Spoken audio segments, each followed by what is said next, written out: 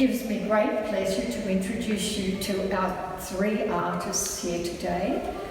Michael Kempson, Senior Lecturer, Convener of Printmaking Studies and Director of Cicada Press at the University of New South Wales Art and Design. We've got Joe Blundell, winner of the Honourable Mention with his work Renewal, Corn and Warble, and Bronte Leighton-Dore, winner of the highly commended prize for her work The Shadows Run Both Ways. Australia is a lucky country, and viewing this exhibition I would have to agree. The paintings have an upbeat and optimistic feeling with their multitude of colours and painterly brushstrokes, exuding a vibe that is full of life and movement. Also like to acknowledge the Gadigal people of the Eora Nation, pay my respects to their elders past, present and emerging. I'm a bit of a ring in this context, so I have to declare and tell you all that if you would describe me as a painter, I would be painting kitchens or lounge rooms. I'm professionally a printmaker, so I'm an artist working in a different media, but my connection and association with the Paddington Art Prize, and it's been a long one, hasn't it? Yes. Is that we offer an award to one of the contributors to the exhibition, and that award is an invitation for them to come and work with myself and our students at one of the art schools in Sydney. It's called the University of New South Wales Art and Design. For people who don't know that name, we used to be called COFA. So we're the institution formerly known as COFA because we can't use the new acronym UNSWAT. It doesn't quite roll off the tongue particularly well. That aside, we've been really fortunate to have a range of artists come and work with me. I run a research group at UNSW called Cicada Press. Cicada Press has been happening for about close to 20 years.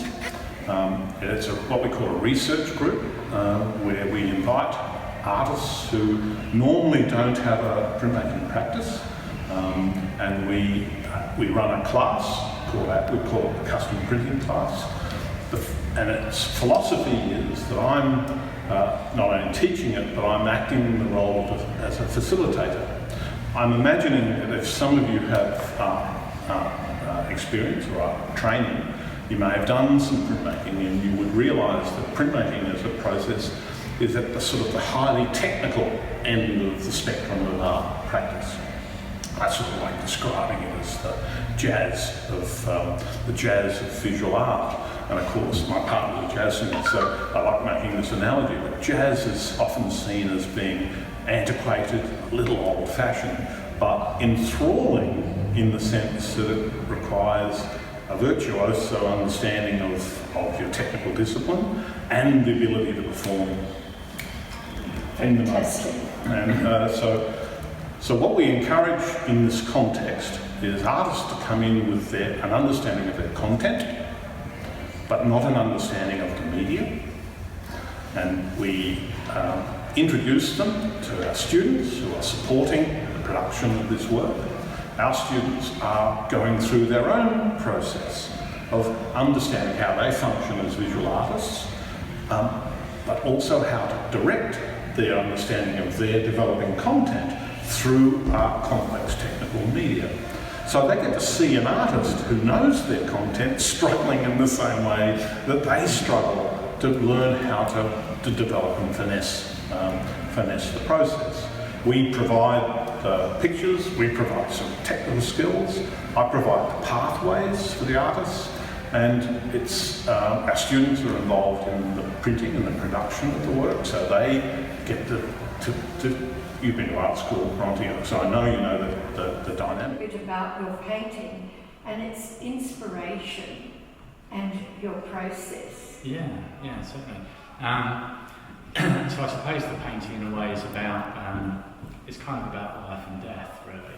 So I studied biology at university, plant biology, specifically botany, I've always been fascinated about this kind of process of sort of plants dying and then sort of new ones growing, and this is why I call the painting renewal, the cycle of sort of renewal. It kind of fascinates me because as a biologist, I'll sort of look at a forest and I'll see all this dead stuff on the bottom, but this new stuff growing, and somehow it all makes kind of sense in a way that if we think about people dying or animals dying, it seems sort of either unfair or untimely or something kind of shocking. And yet I think if you look at a forest, we can look at all this dead stuff on the bottom, and yet we feel sort of relaxed and calm about it, and even we feel, there's a beauty in all that. And I suppose in a way that's what that painting's all about. It's about things dying at the bottom, things growing at the top, and my sort of expressions. I suppose I say I'm self-taught, but I've actually had a bunch of people who have taught me a lot, but they died many years ago. So I've actually gone and the way I taught myself, because craft's really important to me, and I taught myself how to paint by going around all the sort of museums in Europe and finding paintings that I really admired. I took thousands of photographs of these paintings, I blew them up to a giant scale, and I literally went through the process for about 2 years of just replicating these paintings, not wanting to add anything more, but just simply going through the process of copying. And it taught me an enormous amount about a whole bunch of stuff. And one example that I use is I was copying a painting by French artist Eugene Delacroix, and it was a portrait painting. It's one of my favourite paintings. It's in the Louvre, and I was copying this thing, sort of in a sense minded neutral, because I'm just going through the process of literally transcribing what I see. And this shadow area underneath the neck, which is notoriously difficult to get right because there's a lot of reflection, it's complex. And anyway, I'm copying this thing. Right in the middle is this spot of really bright, almost cadmium red, tiny little spot. Anyway, so I'm copying this thing, and I see this red spot of paint, and I'm thinking, it's a bit weird. Maybe is it supposed to be there? Or is it? So I look again at another photograph, and sure enough, it is there. It's in the painting. So I put the spot of red paint on, and it completely and utterly, it's tiny, it's about the size of 3 pinheads, but it completely and utterly transformed, that shadow area. And I'm not sure anyone could have taught me how to do that. It was something he either elucidated or found out or discovered. I discovered it through him, and so that's my process of learning, was copying those old masters and really understanding their craft. That is fascinating. I have my solo exhibition coming up, and I knew the Paddington Art Prize was coming up, and I have landscapes in my solo as well, so I painted numerous landscapes, and I had planned to enter one of them, but I wasn't sure which one. Very good. Tell us, where will your solo show be? It's at Robin Gibson At Gallery. Robin Gibson Yeah, so Gallery. it's on There you until go, so we've all got to look. it's at on until Robin the Gibson's gallery. 30th of October. Fantastic. It's interesting. I sometimes say that I don't think I had a choice ever, because I was always creative, and my parents I was very lucky. My parents completely nurtured that, but also I just always had people around me being like, "This is what you're good at." From preschool to kindergarten, all through primary school, art was always the best subject that I was good at. So I just continued to pursue it. That's wonderful. Yeah. Because it must be so good to know what you want to do and to see your career unfold. Yes. I do really like Arthur Boyd's work. Wonderful. Yeah, but more currently, I guess Elizabeth Cummings. Her work is incredible. More contemporary. Yes. But her landscape work and still life work I find very influential, the way she captures the light. Yes. Yeah, we have Elizabeth in every Friday making Oh, prints with us. really? Yeah. Oh. Our students get to see Elizabeth. Well, that's one of the things that I'd really like to do would be to meet her and work with her. Come around on Friday. I'll introduce you. Thanks. Lovely. I'd like to come too if I can, Michael. I greatly admire Aboriginal artwork, and I hope to go to an art centre at some point and work in an art centre in Alice Springs or rural Australia. I think something that I find I have a connection in relation to Aboriginal arts, I actually also paint my landscapes on the floor, looking over my work. So there is Which I just find an interesting connection, because with Aboriginal art as well, it's all about the extension of the mark making outside of the canvas, whereas a lot of Western art is about containing the image within. Yes. So I definitely think that with their the mark making of the extension over and through to suggest a continuation of the landscape outside of the picture. With artists from regional centres, from art centres, communities like that. That first engagement was in the community of Papunya. And I don't know if you know the history of Indigenous practice, but Papunya is where the Western Desert art movement began. There's an irony there that there are art centres all around the country, but there wasn't an art centre where it began in Papunya. So I was approached by Vivian Johnson, who's an academic who was working at UNSW at the time, invited us to do some work with some artists from the community as a way of fundraising to open an art centre to support the activities of the artists. And then we're talking about descendants of the original Papunya painters.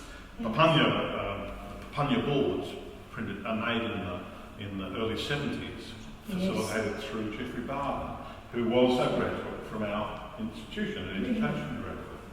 And so we were working with people like Michael Nelson Jagamara. And Michael Nelson Jagamara is most famous for, well, massive 13-metre mural in the Opera House, but also the forecourt mosaic design at the forecourt of the Parliament House building in Canberra. What I learned from that experience is, I agree with you, Jim, that it's unfathomable, the complexity of their culture. It's also true of Bronte, their relationship with their methodology of painting is aligned with the more ephemeral practices of sand painting and so on, where they paint on the ground, they start and make a mark and then build the work. So it's a very intuitive process. Everyone in the community is involved in making art, dance, music, so they're very respectful of culture. There's no right way or wrong way of looking at a painting, and it, to a degree, seeks to support some sense of anchoring or relationship with what is most fundamental in their relationship is their land and their country, and the story of their country, or the story of their ancestral connection, or their totem animal with that relationship. So in terms of what can we learn from Indigenous painting, what we can learn is that we've got so much to learn. Yes, and it's more than just a commercial commodity, it's something much more significant. Well, it's a sacred thing, I think, especially in Michael Nelson Jagamara's work. And of course, he was a genius. It's actually a remarkable artist. Yeah. But of course, what we also understand is that is just one way of making Indigenous culture, like our culture, is diverse, and so there are many ways of representing the Indigenous experience in this country. And so we work with artists like Vernon Arkey, who's a political protester. We work with Judy Watson. We work with people who aren't supported by the standard galleries or system of public support.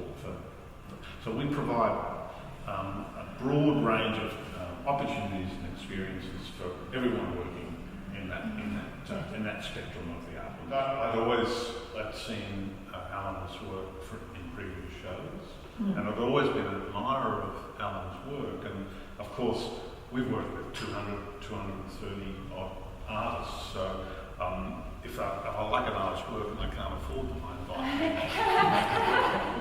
It's a sensible way of doing things. But I'd always wanted to work with Alan, and it was a really wonderful opportunity. I think the judge that year may have been Nick Vickers. I think it was. Yes. And Nick thought it'd be a really terrific connection. And when Alan first came in, our sort of process is I've got to do a little bit of homework and sort of understand how an artist functions. And you can often do that with looking at a work in the same way I think you were using the Delacroix painting as a way of thinking through his method. So I have to think about how an artist makes a picture and then find ways to make a connection between that methodology and the methodology, the distinct methodology of making a print. And we try and do that with every artist we work with. With Alan, if you know Alan's work, Alan's has a very strange sort of procedural quality to his painting work. He often creates multiple panels and then connects those panels together, and it provides him also with the opportunity to make many versions of his paintings, because he can cut all the panels up the same size in multiple form, configure them but paint them differently. And to a degree, there's a methodology there that's similar to print practice. It's thinking through a medium and an idea, setting up scenarios of work routines, and then facilitating that together to create the outcome. Now, Alan struggled early, as artists often do, with the pace of printmaking. Professionally, my practice is as an etcher, and a lot of the artists tend to choose to want to work with etching because it's a combination of drawing and mark making with a very physical and sensuous surface to it. We can use colour with mould plates, keep it simple and graphic. And Alan struggled a little, but he always had a very clear understanding of what he wanted in his pictures. So part of the complex nature of the engagement was us working out our working relationship. Me providing the right sort of advice for him to fulfil his vision. And of course, in a custom printing relationship, you've sort of got to do it that way, because the artist is responsible for making all of those decisions. But things have developed to a degree, and he gets to see Elizabeth working and he goes, I'm nervous because I'm having to work in front of him. Feel like he was in a cloud. We have Rachel Ambassador in very regularly as well, amongst a whole range of other people that range from Fiona Hall all the way through to a lot of great Indigenous artists as well. So, but he's developed a way of working now which is really beautiful. It's like Alan Jones's work, but it's not like his painting. He's found a way of being himself through a medium that is not his primary